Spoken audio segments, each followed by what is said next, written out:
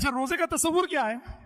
روزے کا تصور صرف یہ نہیں کہ صبح فجر صادق کے طلوع سے لے کر غروب آفتاب تک انسان کھانے پینے سے رک جائے. روزہ صرف اس کا نام نہیں. روزہ یہ صرف پیٹ کا نہیں ہوتا ہے.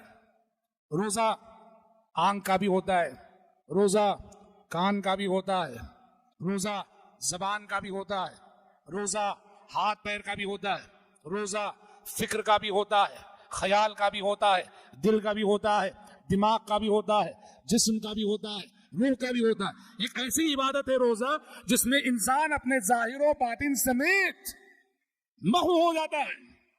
اسی لیے حدیث میں کہا گیا. اس کا کیا مطلب ہے؟ روزہ جو ہے زبان کا بھی روزہ ہے. مطلب یہ ہے کہ روزہ صرف بھوکے پیاسے رہنے کا نام نہیں, یہاں سچ بھی بولنا ہے. روزہ رکھ کے جھوٹ بول رہے ہو تو تمہارے روزہ رکھنے کا کوئی فائدہ نہیں. روزہ آنکھ کا بھی ہے. روزے کی حالت میں تمہاری آنکھ کو کسی غلط منظر کو نہیں دیکھنا ہے. روزہ کان کا بھی ہے. روزے کی حالت میں موسیقی میوزک نہیں سننی ہے, وہ تو کبھی بھی نہیں سننی ہے. روزے کی حالت میں زیادہ نہیں سننی ہے. روزہ فکر و خیال کا بھی ہے کہ روزے کی حالت میں کسی گناہ کی پلاننگ نہیں کرنی ہے, کوئی غلط بات نہیں سوچنی ہے روزے کی حالت میں. روزہ اسی عبادت کو کہتے ہیں جس میں انسان اپنے سارے وجود سمیت ہو.